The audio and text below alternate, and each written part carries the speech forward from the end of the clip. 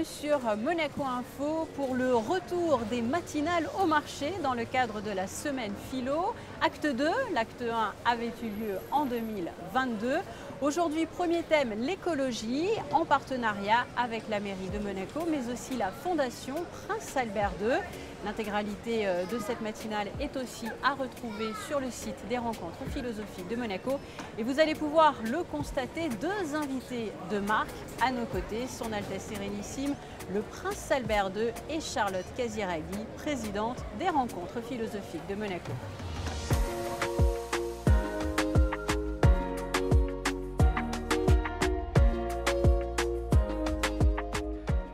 Les matinales organisées en partenariat avec la mairie de Monaco, merci, permettent au public d'intervenir et de débattre avec les personnalités invitées dans le cadre de ces rencontres. Donc nous sommes très fiers de participer avec vous à ces matinales. Il faut dire que le marché de la Condamine est particulièrement approprié à cette manifestation, car il ressemble beaucoup dans l'esprit à l'agora des cités grecques antiques. C'est là où la philosophie est née. C'est l'un des espaces publics naturels de rassemblement social de Monaco. En d'autres termes, c'est le cœur battant de la cité où on se rencontre et où on échange. Et on dit souvent, le marché de la Condamine, c'est le cœur populaire de la principauté. Donc c'est vraiment un endroit très adapté à ces rencontres, à ces matinales des rencontres philosophiques. Donc merci à tous et je vous souhaite donc une bonne nouvelle édition. Merci à tous.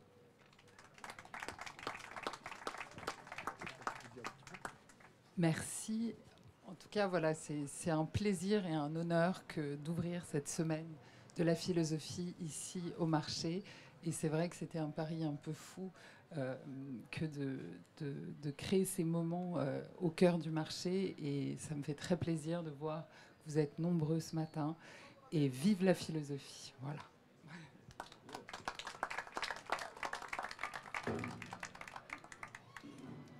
Aujourd'hui, c'est un thème cher à notre souverain, son Altesse Sérénissime, le Prince Albert II, que nous remercions bien évidemment très chaleureusement d'être avec nous pour lancer, comme le disait la présidente des rencontres philosophiques de Monaco, Charlotte Casiraghi, lancer ces matinales acte 2, puisqu'il y en avait déjà eu en 2022. Le thème aujourd'hui, c'est effectivement l'écologie. C'est un thème qui vous est cher. Est-ce que l'on peut dire que l'écologie et la philosophie font peut-être bon ménage d'ailleurs ? Oui, effectivement, on peut dire qu'il y a eu de nombreux philosophes et de nombreux penseurs de l'écologie et qui ont replacé cette question au cœur du politique. Et je pense justement que peut-être les philosophes sont tout à fait capables de nous éclairer pour inscrire l'écologie dans un projet démocratique et politique. Mais bon, ça demanderait des développements et c'est peut-être aux philosophes de l'éclairer. Monseigneur, cette matinale est proposée également en partenariat avec la Fondation Prince Albert II que vous présidez justement. Est-ce qu'il est essentiel à vos yeux de parler justement écologie devant le plus grand nombre pour peut-être sensibiliser au maximum et toutes les générations qui vont se succéder au cours de cette matinée sur cette place ? Bien sûr, merci. Enfin, tout d'abord, merci Charlotte de m'avoir convié à cette première matinale. Et je suis très heureux d'être là. Je ne pourrais pas rester malheureusement pour toute la durée de cette session, mais il faut que je remonte. Pas à pied, je suis venu à pied. Je ne vais pas remonter à pied parce qu'il faut faire vite. Mais écoutez, non, bien sûr avec la Fondation et M. Wenden qui est ici pourra me seconder si j'oublie quelque chose. Mais nous avons, dès le début de l'installation de la Fondation, proposer bien sûr des actions de sensibilisation dans différents domaines. Mais je pense que, bon, maintenant, il faut toujours faire ces actions de sensibilisation. Il faut toujours amener le plus large public possible, toute génération confondue, à ce... Parce qu'on dit souvent, ah ben ça ne sera pas notre... Les gens de notre génération, ma génération, diront, ah ben c'est plus tellement notre problème, c'est celui des générations à venir. Oui, mais il faut commencer maintenant. Alors je pense qu'il faut sans cesse répéter les messages importants, répéter, bien sûr, et fort d'un constat et fort d'une, si vous voulez, d'une assise scientifique. Il faut toujours se baser sur les données scientifiques qui sont maintenant claires pour tous. Mais il faut sans cesse revenir pardon, mais j'allais dire sur les fondamentaux, mais c'est vrai. Mais je pense que la réflexion, qu'une plus grande réflexion, qu'une réflexion plus approfondie peut nous amener à une plus grande prise de conscience de la part de tous. Mais il faut, au-delà de la prise de conscience, il faut agir aussi. Il faut amener à l'action et à des mesures qui amènent vers plus de durabilité et plus de protection de notre environnement, qu'il soit terrestre ou marin. Merci Monseigneur. Et nous allons, au cours de 7h30, poursuivre un petit peu justement sur cette thématique avec nos différents intervenants. Alors je vais commencer peut-être avec vous, Guillaume Leblanc, puisque vous êtes à mes côtés pour vous présenter. Donc vous êtes philosophe. À vos côtés également, nous avons Ramona Bloch, qui est rédactrice en chef de la revue Green. Donc je crois que là aussi, vous aurez différents éléments à nous livrer sur ce thème de l'écologie aujourd'hui. Et puis enfin, Massimo Amato. Alors vous êtes plutôt, on va dire, dans le côté volet économique, peut-être. Ça va nous apporter aussi un éclairage. Et puis enfin, Gilles Gressani. Vous êtes directeur du Grand Continent. Alors, comme je suis journaliste de formation, j'ai envie effectivement de débuter peut-être cette matinale avec l'actualité, puisque je crois que nous sommes nombreux ces derniers jours à avoir vu New York dans un brouillard orange dû à des incendies qui sévissaient malheureusement du côté du Canada. Et justement, les scientifiques dont vous parliez, Monseigneur, se sont réunis et sont tombés d'accord pour dire qu'effectivement, ces incendies dus à la sécheresse sont bien sûr liés au dérèglement et au changement climatique. Alors, dans cette crise environnementale, justement, qu'est-ce que la philosophie peut apporter, et j'ai presque envie de vous dire directement, comme solution, par exemple? Bon, merci pour la question. Donc, je pense que la philosophie ne peut pas apporter de solutions. Elle peut apporter des problèmes qui ensuite peuvent éventuellement donner lieu à des solutions. Mais je pense que d'abord, il faut rester très modeste quand chacun philosophe n'est pas forcément une femme ou un homme de terrain ou un homme politique ou une femme politique. En revanche, il lui appartient de proposer un nouveau regard sur le monde. Et au fond, le philosophe, en ce sens-là, est vraiment un voyant dont la caractéristique est d'établir un diagnostic de son temps, de son présent. Qu'est-ce qui se passe aujourd'hui? Où est-ce que l'on va? Et de ce point de vue, il est quand même intéressant de remarquer que la philosophie a longtemps, dans son histoire, dans ses modalités propres, a longtemps considéré la nature comme un milieu dans lequel il était possible d'intervenir, d'agir, de transformer à loisir les différents mobiliers naturels.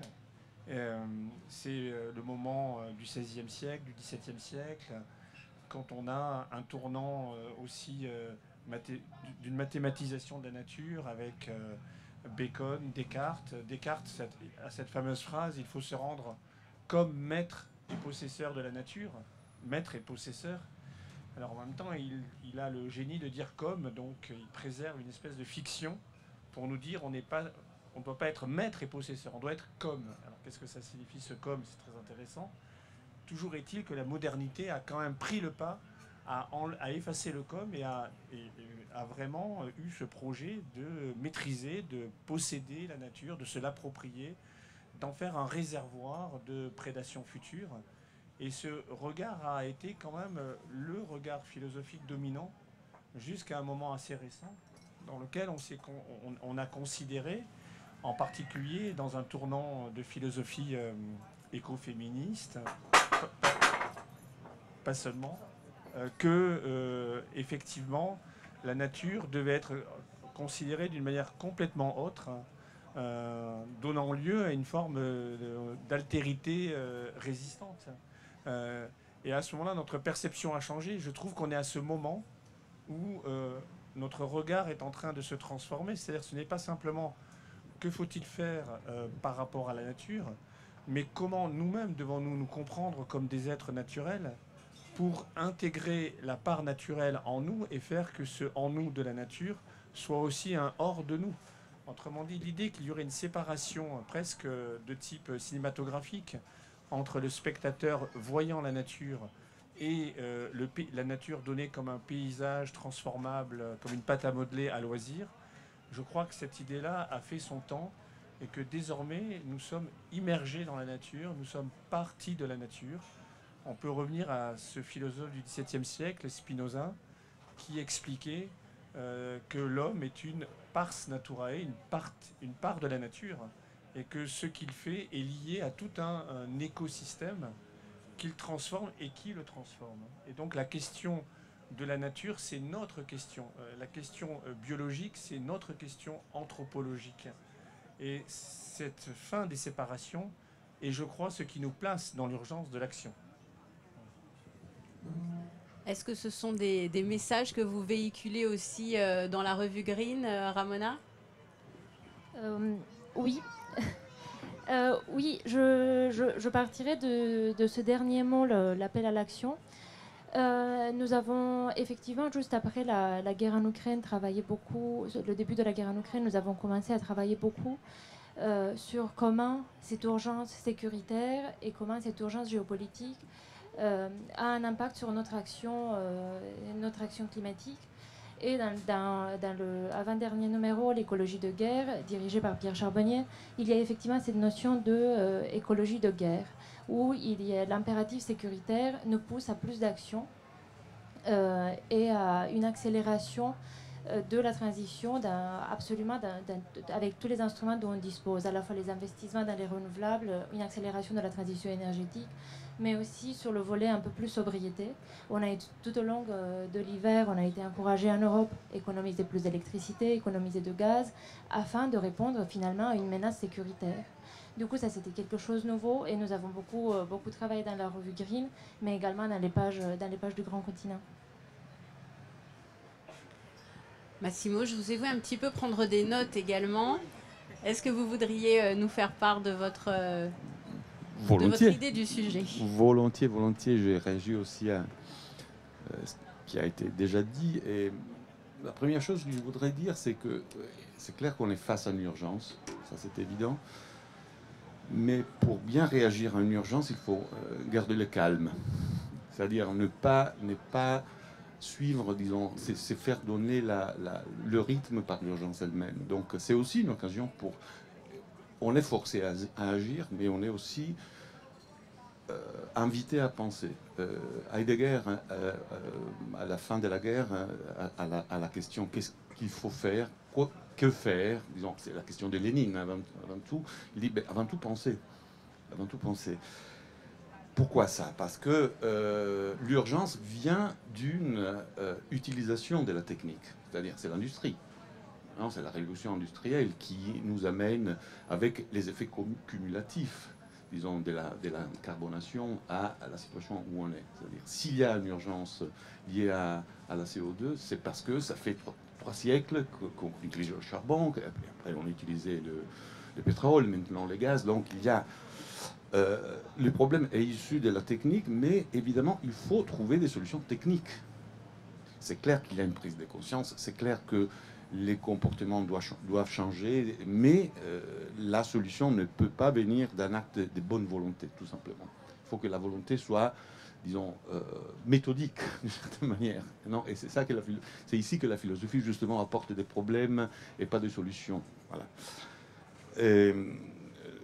Donc, ce qui est en jeu aussi, je crois, avec la crise écologique, c'est notre rapport non seulement à l'habité, parce que oikos, c'est vraiment l'habitation, mais c'est aussi notre rapport à la technique.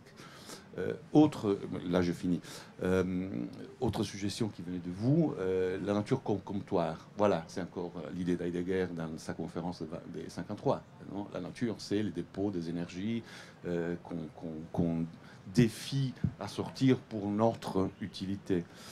Bon, si c'est un comptoir, il faut faire les comptes. Il faut une comptabilité. Non?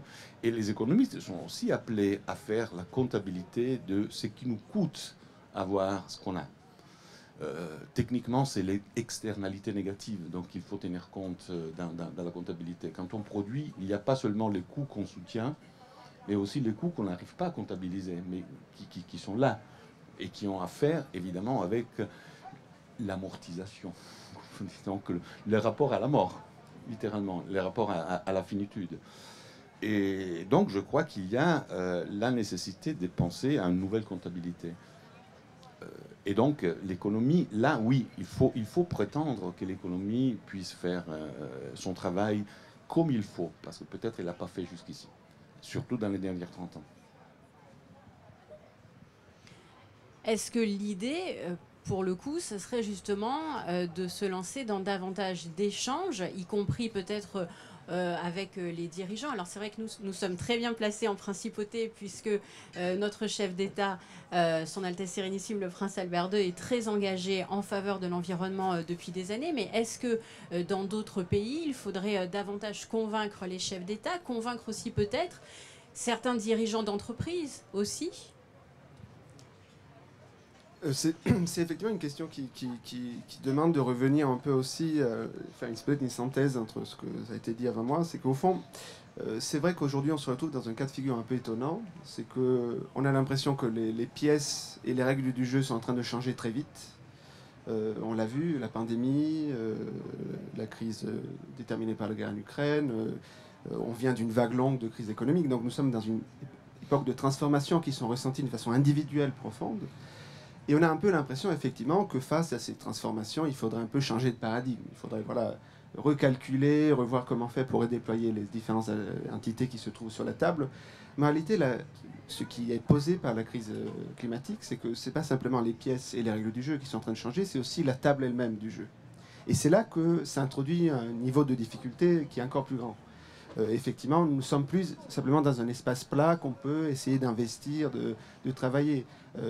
Si on regarde les images absolument incroyables qui viennent de Manhattan, qui ressemblent un peu à une espèce de Blade Runner montré de façon présente, on est dans la dystopie qui est rendue présente, et on voit aussi effectivement qu'on ne peut plus faire comme si quelque chose n'avait pas lieu. Et c'est là qu'effectivement, il y a un rôle qui peut être joué par la philosophie, peut-être la philosophie politique. Moi, je suis plutôt de ce côté obscur de la force.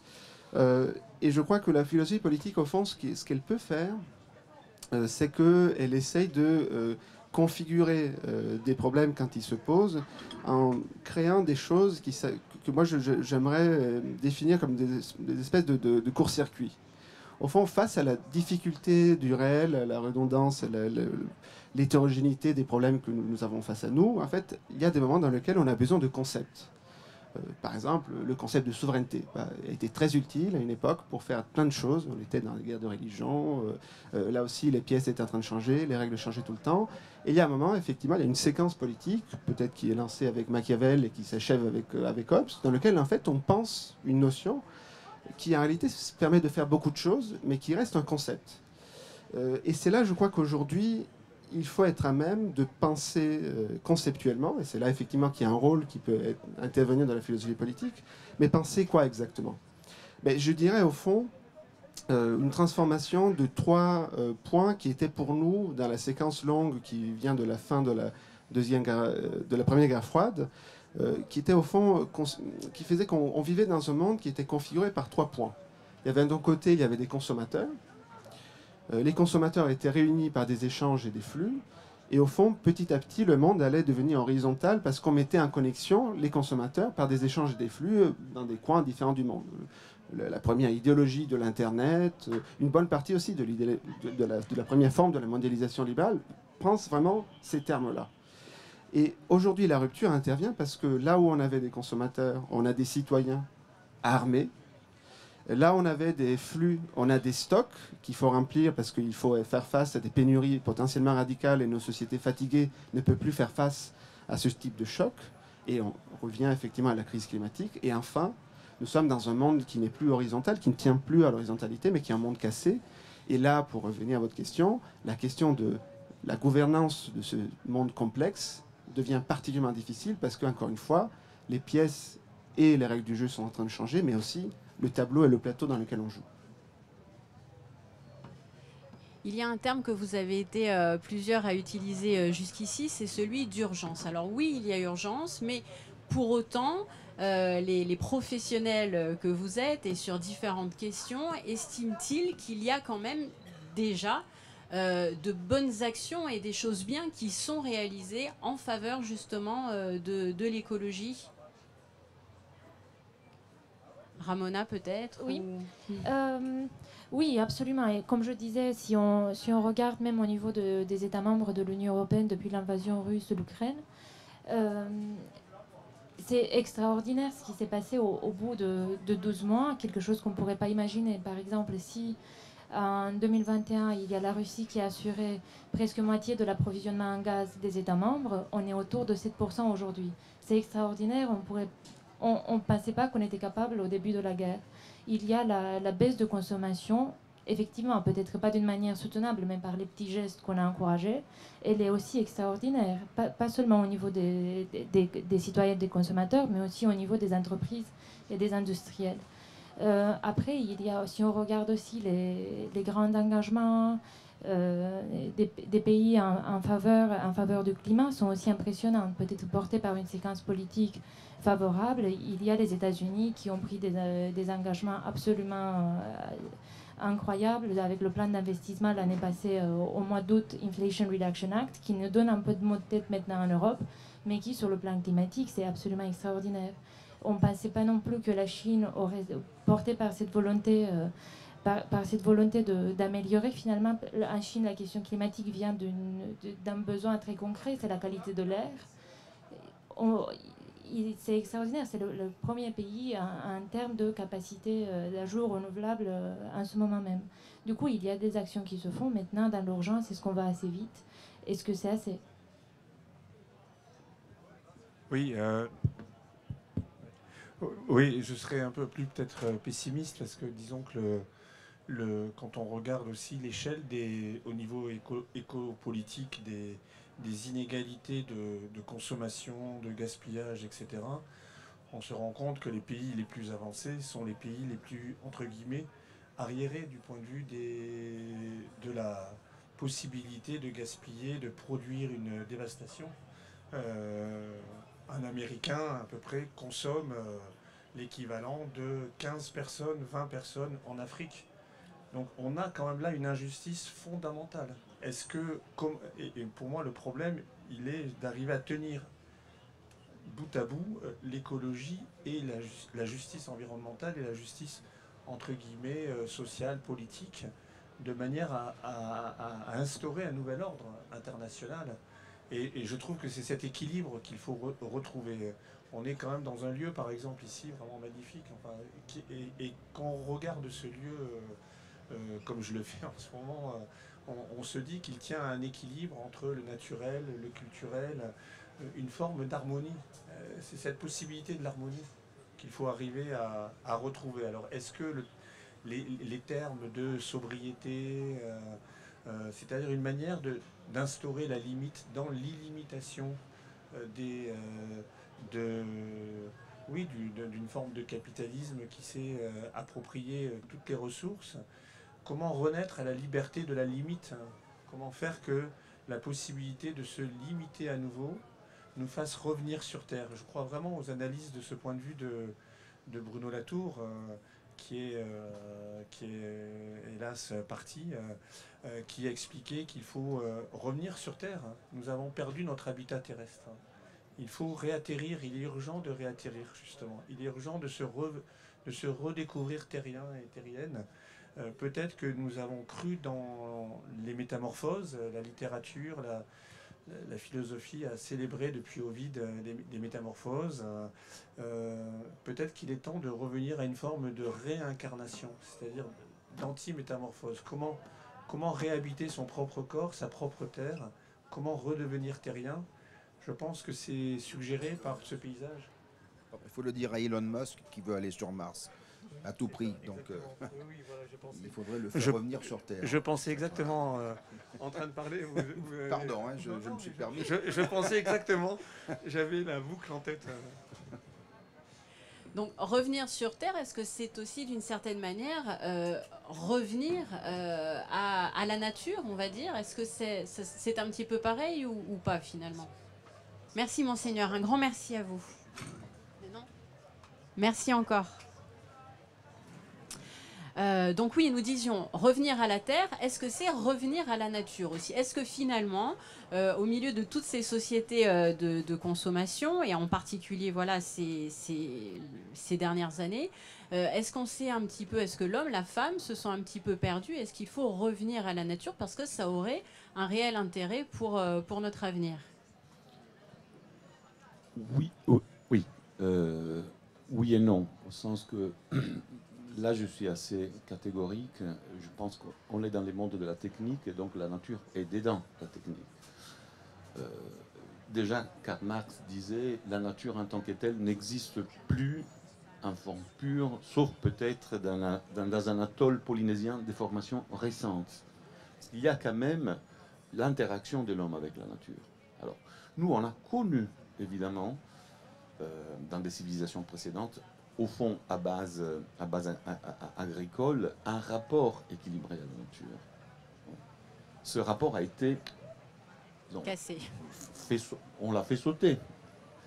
Pour les meilleurs, pour les pires, parce que la sortie, disons, des civilisations et des économies à base agricole, c'est la révolution industrielle, c'est-à-dire le fait que nous, maintenant, avons à disposition une quantité des ressources naturelles, disons, maîtrisées, qui est incroyable. Je vous fais un exemple, tout simplement. L'équivalent d'énergie pour la journée d'un homme, c'est 1 kWh et demi. En Europe, on a 6000 kWh par an. Donc, c'est comme si 11 personnes travaillaient pour nous toute la journée, 24 heures sur 24. Donc, vous voyez la force de tout ça. Alors, la question c'est comment on se limite à l'intérieur de notre rapport technique à la nature. Ce n'est pas question de revenir à un mythe des natures incontaminées. Moi, j'y crois pas, personnellement. Et pour revenir à la question de Gilles, parce que c'est important, la souveraineté. Hein. Il y avait un concept pendant la guerre froide qui était le concept de souveraineté limitée. Donc, il y avait des vrais souverains, avec les superpuissances, et puis les autres qui étaient ces terres, finalement. Et peut-être que le moment est venu pour une souveraineté auto-limitée. C'est-à-dire, c'est à l'intérieur du rapport à la technique qu'il faut trouver la question de la limite, pas à l'extérieur. La nature ne nous dit plus rien. Ou bien, elle nous dit rien. C'est-à-dire, elle nous dit quelque chose qu'il faut être capable d'entendre. Et de le reprendre en termes d'action technique. Dernière chose, la question de qu'est-ce qu'on fait, les actions qu'on mène. Certes, il faut agir, mais il y a une distinction qui est tout à fait connue par les managers, c'est la distinction entre tactique et stratégie. Alors, c'est vrai que la tactique, c'est agir immédiatement, mais la stratégie, c'est savoir placer les actions qu'on mène actuellement dans un horizon plus long. Encore une fois, un exemple, si le bouchon du dentifrice, du truc du dentifrice vous tombe, vous pouvez faire deux choses. Essayer de le rattraper ou bien mettre la main sur à l'évier pour éviter qu'il tombe dedans. Est-ce qu'on prévient? Donc, est-ce qu'on a une capacité de planification à long terme stratégique ou pas? Parce que sinon, les actions, elles peuvent jaillir même, mais quel est l'effet total, final de tout ça? Est-ce qu'il est nécessaire, alors peut-être pas encore aujourd'hui, mais peut-être dans un avenir proche, de repenser aussi tous nos systèmes économiques, notamment justement en insufflant encore et toujours un peu plus de philosophie, mais donc aussi d'écologie. Mais j'allais vous demander comment convaincre aussi, parce que Si on prend un exemple récent dans l'actualité, pour la citer, la marque Shine faisait la semaine dernière un défilé en plein cœur de Paris. Il y avait des écologistes justement et des personnalités qui sensibilisaient au fait qu'il y avait justement de la pollution qui était générée par la fabrication de ces habits qui sont effectivement très peu chers. Mais en face, il y avait justement des gens qui ont recours à ces marques-là en disant mais nous justement, ça nous permet d'avoir accès à des habits pas très chers. Ça fait aussi d'une certaine manière travailler des personnes, ça fait travailler aussi des familles d'un point de vue économique. Donc comment repenser un petit peu tout ça? Il faudrait effectivement insuffler plus d'écologie ou plus de respect de l'environnement dans tous les systèmes économiques finalement.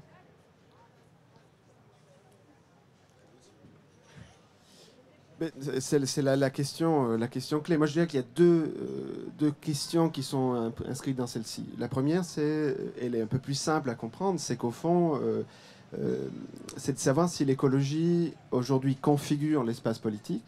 Donc en gros, est-ce qu'il y a une écologie de droite, de centre, de gauche? Est-ce qu'il y a une écologie de riches et de pauvres? Et donc effectivement, est-ce qu'au fond, l'écologie est devenue aujourd'hui le domaine dans lequel s'inscrit le sens commun, s'inscrivent aussi les formes différentes de culture politique, de politisation?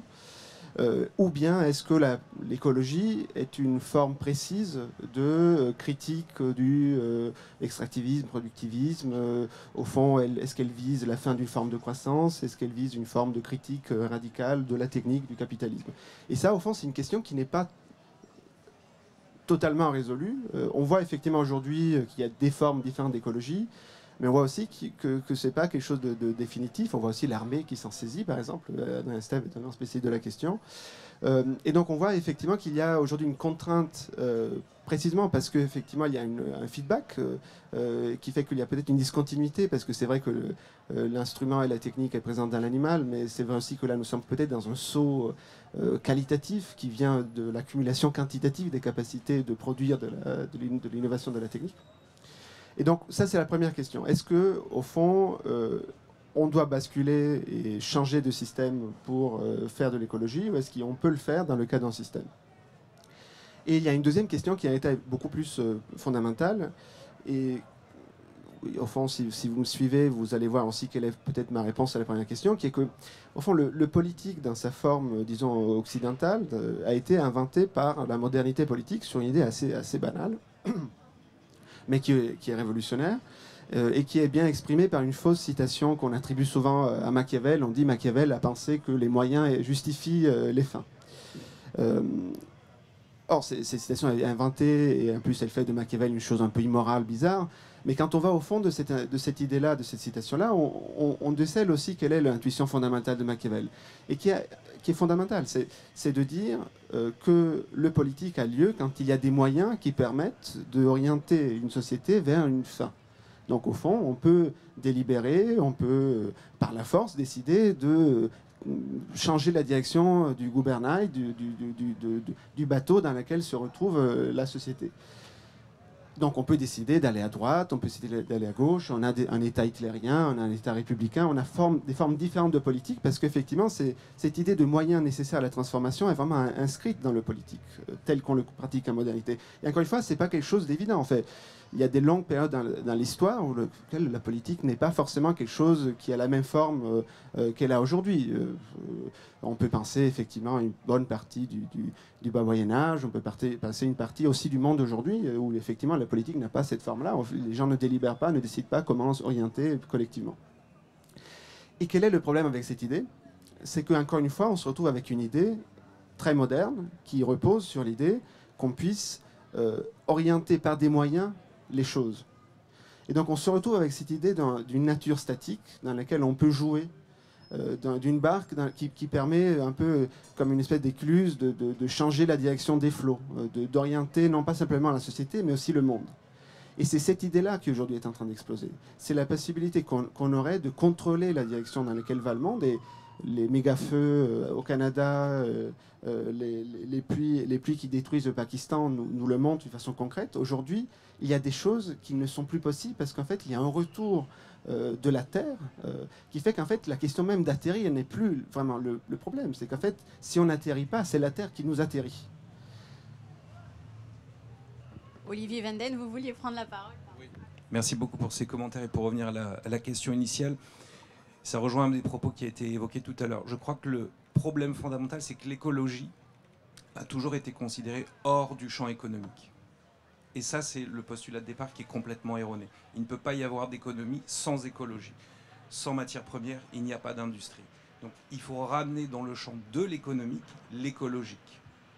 Et pour ce faire, il y a une économiste britannique d'Oxford, Kate Raworth, la théorie du Donuts Economics, qui est assez intéressante puisqu'elle a réussi à déconstruire en même pas une décennie toute la théorie économique dont on s'est saisi, de Adam Smith, Keynes, Friedman. Elle a réussi à reconstruire, à proposer l'économie du XXIe siècle. C'est une synthèse. Donc on est encore dans l'intellect, mais on a une théorie qui tient la route, qui repose le centre du Donuts, c'est le plancher social. C'est cette roue des objectifs du développement durable, donc c'est l'éducation, la justice sociale, etc. Donc c'est le minimum social que nos États, que nos économies doivent fournir à leur population. Autour de ce cercle central, un cercle beaucoup plus large, qui est en fait la réconciliation de l'homme et de la nature. C'est le développement économique possible. Et ce qui compte le plus, et là c'était une donnée écologique pour laquelle la Fondation s'est beaucoup battue et a soutenu, c'est la théorie de Johan Rockström, les frontières planétaires. Il y a donc un double cercle, un cercle intérieur, le plancher social, et un cercle extérieur, ce sont les frontières que la planète peut soutenir. Aujourd'hui, 9 frontières planétaires ont été définies, et donc là je rejoins le pessimisme relativement ambiant ce matin, 6 ont déjà été franchies. Et les données devraient empirer.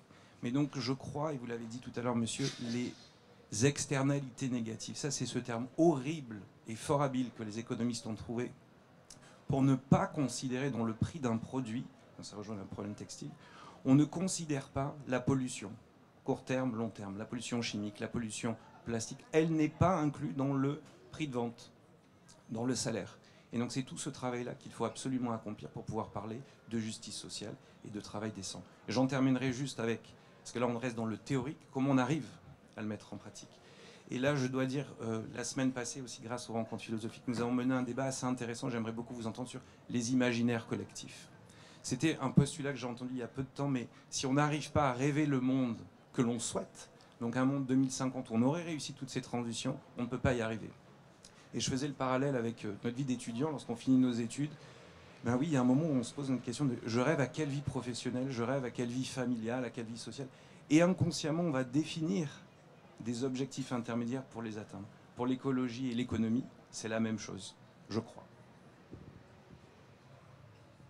Merci Olivier. Qui d'entre vous voudrait justement peut-être parler Ah, bah justement, pardon. Adrien Estève, qui je le rappelle, vous êtes l'auteur notamment de Guerre et écologie. Oui, je voudrais répondre sur cette question des imaginaires justement, puisque les imaginaires aujourd'hui de l'écologie sont extrêmement négatifs. On parle de crise, on parle d'anthropocène, on parle de limites planétaires, on parle de choses qui sont vraiment problématiques et on voit qu'on s'interroge nos manières d'agir, nos manières de faire société. Ce qui laisse la place aussi à beaucoup de discours qui, moi, m'intéressent beaucoup, en fait, de la part de militaires, de la part de stratèges, on parlait de tactique et de stratégie tout à l'heure, qui pensent en fait la crise que nous traversons comme une crise avant tout sécuritaire aussi. Je veux dire, aujourd'hui, il y a un imaginaire très fort derrière l'écologie, de plus en plus développé, qui est l'imaginaire de la sécurité. C'est-à-dire, est-ce qu'aujourd'hui, on est à un tel point de dépassement des limites planétaires, à un tel point d'entrée dans l'anthropocène, que les solutions que l'on pourra apporter à la crise écologique ne sont que des solutions de gestion de l'urgence, de gestion des crises, et finalement des solutions qui seront des solutions militaires peut-être aussi également. Et moi, avec Pierre Charbonnier à Sciences Po Paris, on s'intéresse beaucoup à la militarisation du discours écologique et à la militarisation des imaginaires écologiques, justement. Aujourd'hui, les mouvements écologistes utilisent beaucoup plus qu'avant peut-être, l'idée de guerre pour mobiliser. Et le concept d'écologie de guerre est assez intéressant pour montrer qu'aujourd'hui, pour mobiliser la population, les mouvements écologistes sont tellement désespérés et tellement conscients aussi du dépassement des limites planétaires qu'elles ont recours à des métaphores Typiquement, voilà, l'extrême urgence, la crise sans fin, tous ces rhétoriques qui aujourd'hui nous interrogent sur est-ce qu'on est capable d'apporter des alternatives finalement à ce qui apparaît comme une impasse en définitive. Et au-delà de l'écologie de guerre, il y a une situation aujourd'hui qui moi me préoccupe énormément, c'est la guerre en Ukraine. Je veux dire, la guerre en Ukraine, elle a quand même reconfiguré en profondeur notre manière de penser l'écologie, en tout cas c'est mon cas. On s'est rendu compte avec la guerre en Ukraine que déjà la guerre existe. Je veux dire, on avait quand même oublié cette idée de guerre et que la guerre détruit l'environnement de manière extrêmement importante. On l'a vu encore cette semaine avec la destruction du barrage, comme tout le monde, voilà, vous avez tous vu, tous et toutes vu, les événements.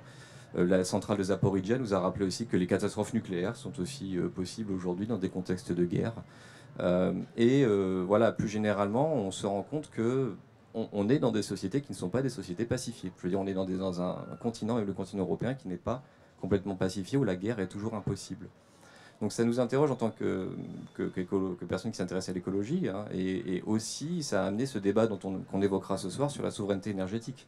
La guerre en Ukraine nous a rendus extrêmement soucieux de notre puissance écologique, ou en tout cas de notre souveraineté écologique, et notre capacité à assurer notre modèle économique de manière autonome, c'est-à-dire de manière autosuffisante.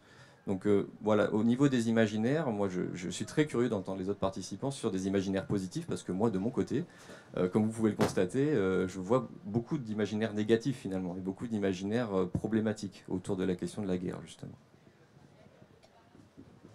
Madame, alors on va vous faire passer peut-être le micro le plus proche. Merci Massimo. Merci beaucoup. Je suis fan des rencontres philosophiques de Monaco et je suis très heureuse de pouvoir remercier la princesse et tout ce qui est fait autour de la question de l'écologie en particulier. La question des imaginaires collectifs, évidemment, c'est la question centrale, à mon avis. Vous venez de parler du rêve. Je suis psychanalyste, excusez-moi, j'ai oublié de le dire. La question, les imaginaires sont bien sûr liés à la question de la rencontre de l'altérité, mais aussi, dès qu'on parle de l'autre, du sujet. Donc,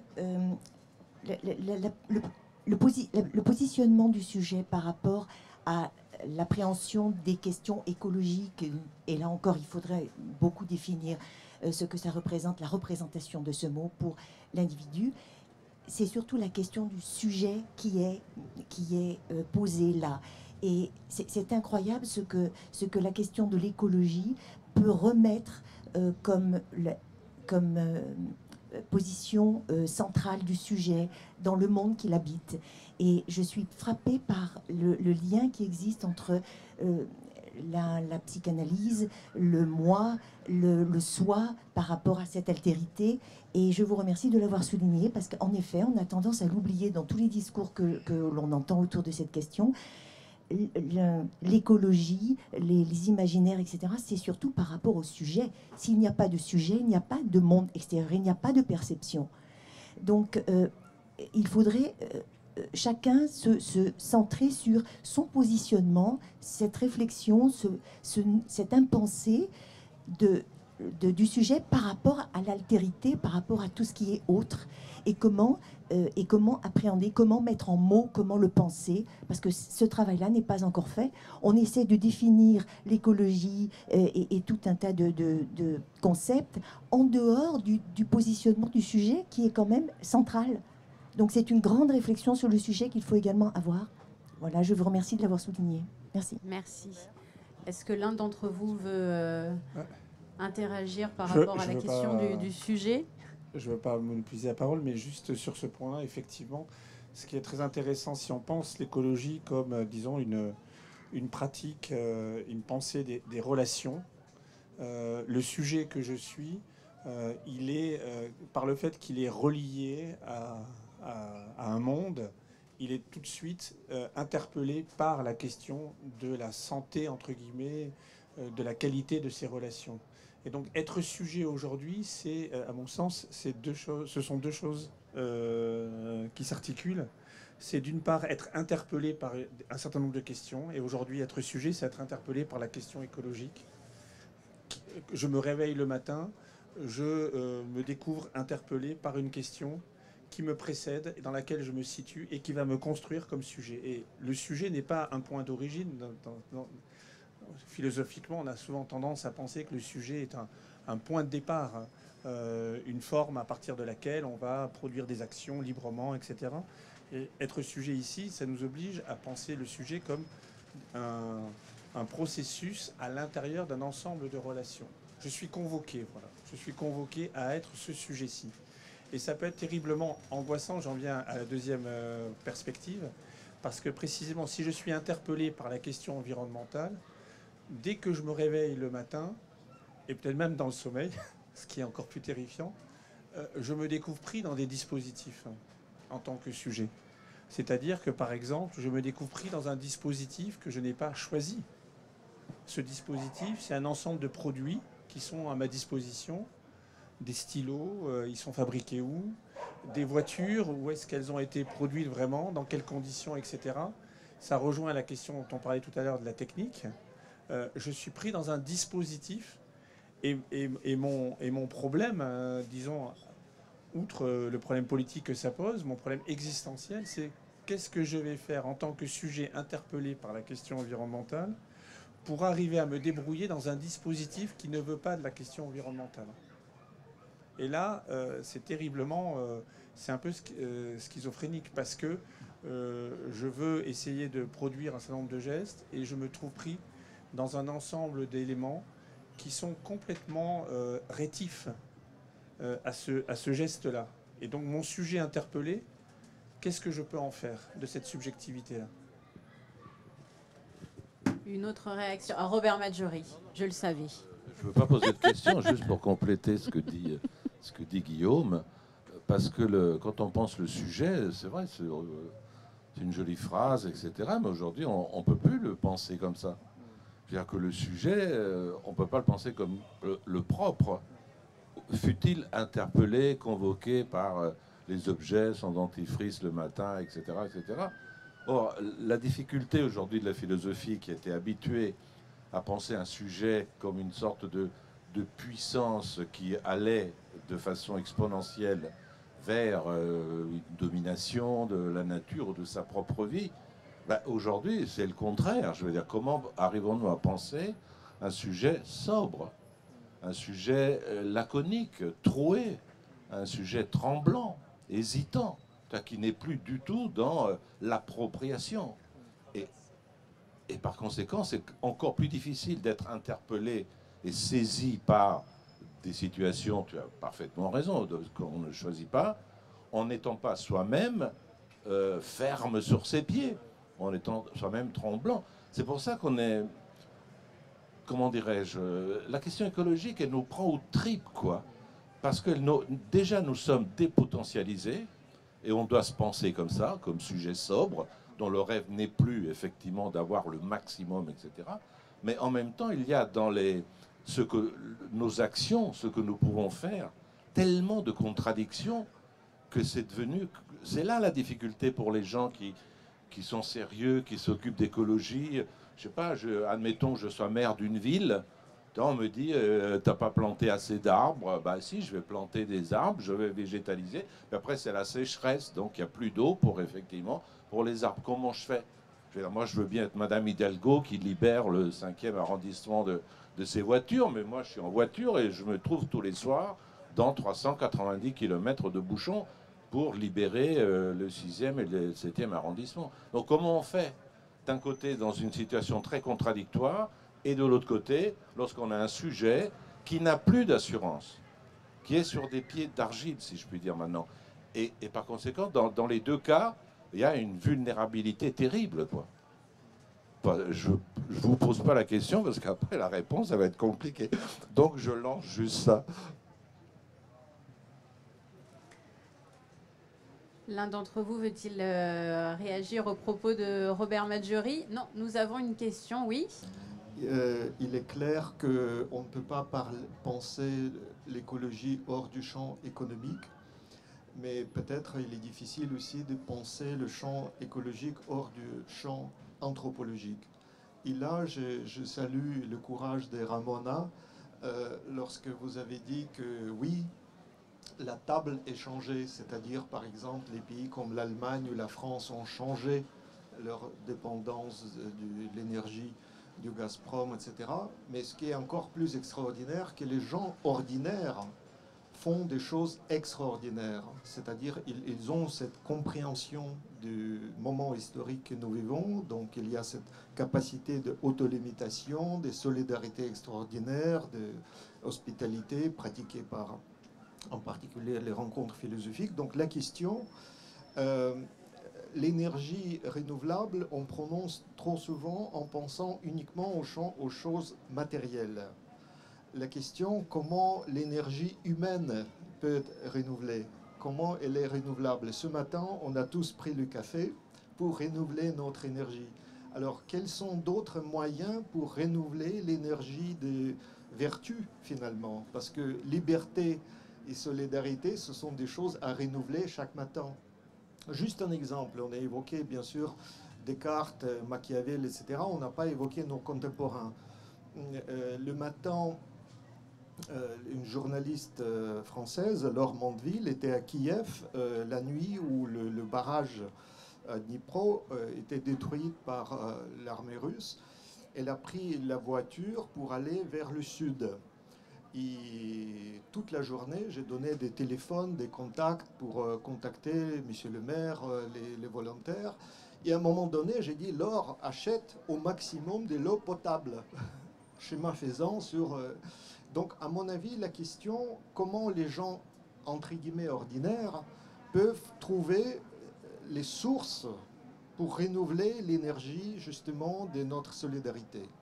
Avez-vous des idées? Et c'est à propos de l'imaginaire positif, pas seulement négatif, parce que quand on parle mobilisation, c'est pas seulement négatif. On peut mobiliser aussi de façon très positive. Merci.